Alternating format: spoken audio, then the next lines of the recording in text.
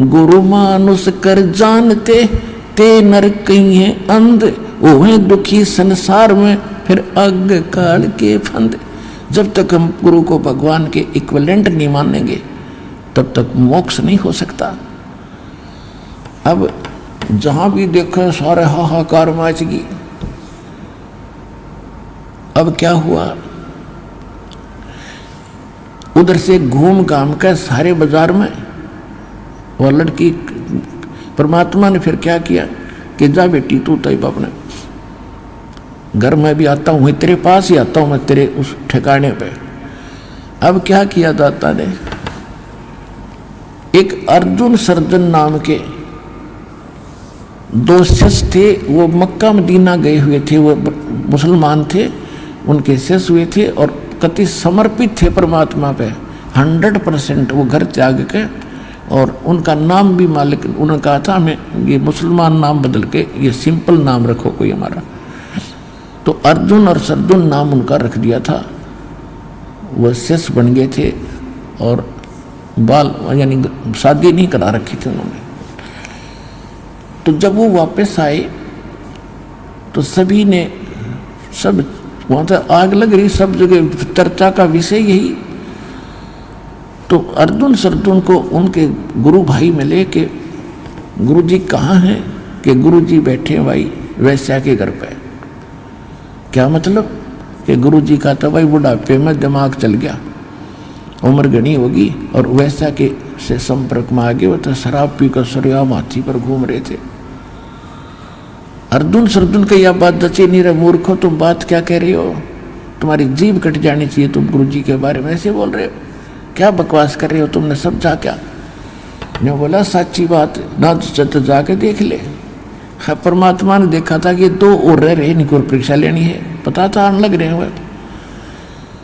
तो उन्होंने वो जाकर देखा, परमात्मा बैठे बाहर आंगन में चारपाई पे, लड़की बैठी साथ में नीचे और उसके दोनों पैरों पे मालिक पैर रख रखे और वह चरण दबा रही अपने पिताजी के, गुरु जी के। उसके दोनों साथलों पर पैर रखे बैठे, वो पैर दबाने लग रही। अपने आत्माओं यही मार खाते हम। अब जैसे दास इस दयानंद था, महर्षि दयानंद, इसके विषय में एक बड़ी कथा सुना करते, बड़ा ब्रह्मचारी था और ज्ञानी था, परम आत्मज्ञानी था। उसकी एक हिस्ट्री देखी, उसमें लिख रखा था कि ये बाबा जी रूप में बैठा था, साधना कर रहा था और एक माई ने आकर इसके चरणा का हाथ लगा के माथा टेक दिया। कहते वो एकदम उठ गया और ऐसे कांप गया सारा और जंगल में चला गया। 3 दिन तक एक मंदिर में, उजाड़ मंदिर में बैठा रहा। जब उसका मन शांत हुआ, इतना और त्यागी बैरागी और इतना औरतों से वो दूर भागता था। अरे बड़े आदमी, आत्मज्ञानी कह सकते हैं ऐसे व्यक्ति को। जैसे सांग होया करते, सांग गांव में, और उसमें पहले क्या था, लड़के ही लड़कियों का रोल करते थे। लड़कियों जैसे अंग आर्टिफिशियल लगा करके वो लड़की का रोल करके डांस करते थे। एक नया लड़का दूसरे साथी के साथ सांग देखने चला गया। वो देख कह रहा है कि देख कितनी सुंदर लड़की, कैसा बढ़िया डांस कर रही है। वो दूसरा कहता है लड़की नहीं लड़का है, ये नहीं लड़की है।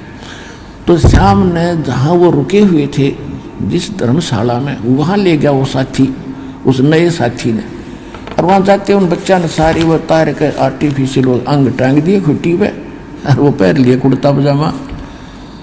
जब उसका जच्ची रही तो लड़का था, लड़की नहीं थी। अगली बार अगले दिन तो सांग देखने गया, उसका वो भाव नहीं था कि वो लड़की है। और नो तो नहीं बताया कुंगर नाचा है, वो लड़का डांस करे, लड़की नहीं है। तो उसने वो सवजाती दिखाई दे रहा था, जब पहले विजाती नजर आ रहा था, जब तक उसको ज्ञान नहीं था।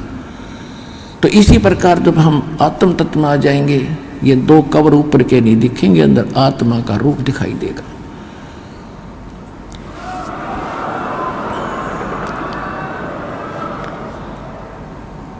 तो अर्जुन सर्जुन जब देखा, एक बार तो आगे निकल गए, नो देख के अगर सच्चे भाई तो साड़ा बैठ गया। जो कहे थे वह सच्ची, गुरु जी तक किस स्थिति में बैठे हैं। फिर वापस आए, फिर हिम्मत सी करके अंदर चले ही गए दोनों।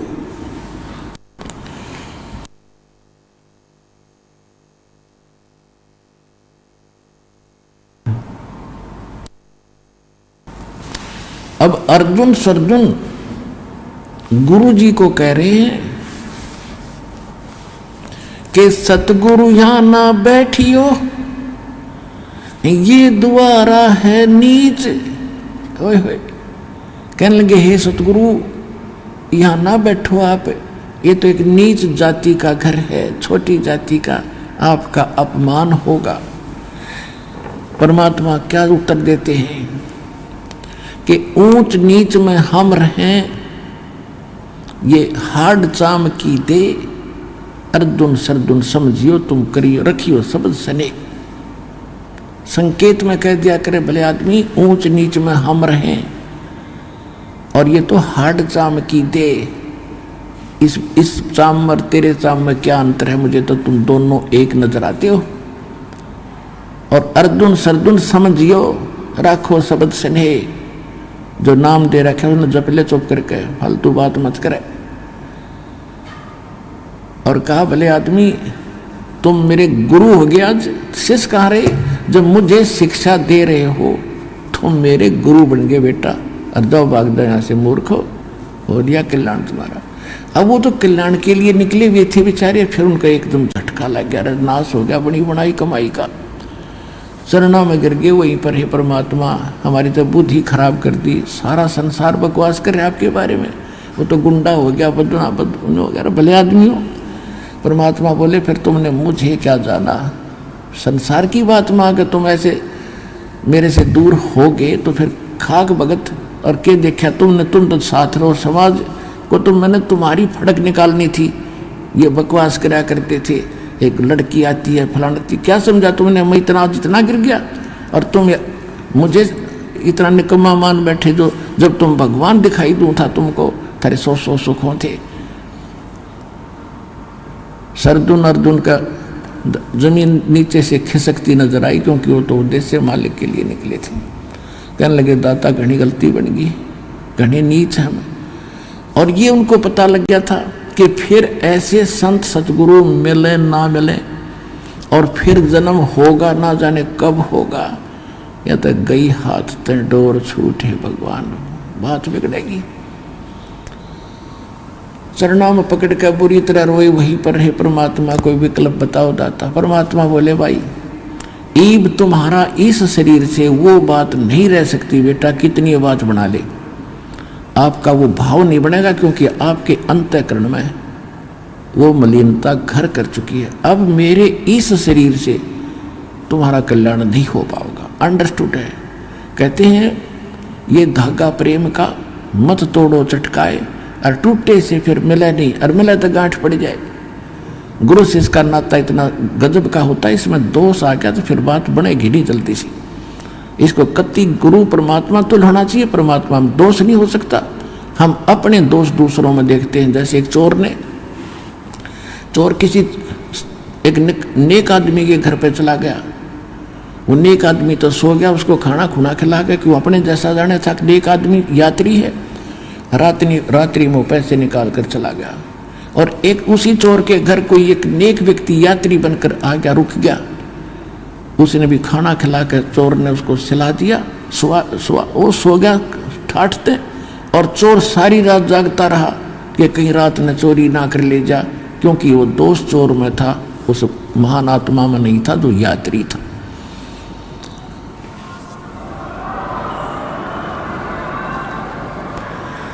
अब वो कहने लगे परमात्मा हमारा कल्याण कब होगा। तब उन्होंने कहा कि संवत 1774 में एक मेरी आत्मा छुड़ाड़ी में जन्म लेगी, और जब वो जन्म लेगी तब मैं वहां आऊंगा और उसको मिलूंगा, और उससे फिर तुम दीक्षा लेना जब तुम्हारा कल्याण होगा। अब वो अर्जुन सर्जुन वो तो सन 1518 में परमात्मा 1575 में संवत 1575 में परमात्मा से शरीर चले गए। उसके बाद लगभग उनको फिर उन्होंने कहा कि भगवान हम इतने समय तक कैसे रह पाएंगे इस शरीर में। तो उन्होंने कहा कि भाई मेरा आशीर्वाद है तुम्हारा शरीर बना रहेगा। अब उन्होंने क्या किया कि जब संवत 1774 निकट आई तो वो यहाँ खरकोदा के पास एक अमायू पर गांव है। खरकोदा जिला सोनीपत के अंदर एक अमायू गांव है। उस अमायू गांव में आके और किसी भगत के यहाँ रहने लगे। काफ़ी वर्द शरीर हो गया था, लचर पचर। और फिर उन्होंने वहाँ रहने लगे कि भाई उन्होंने क्या बताया था कि दिल्ली से 30 मील लगभग पश्चिम की ओर वहाँ मैं आऊँगा। गांव नहीं बताया था जब तक। और वहाँ तुम्हें आप कारण बन जाएगा, पता लग जाएगा।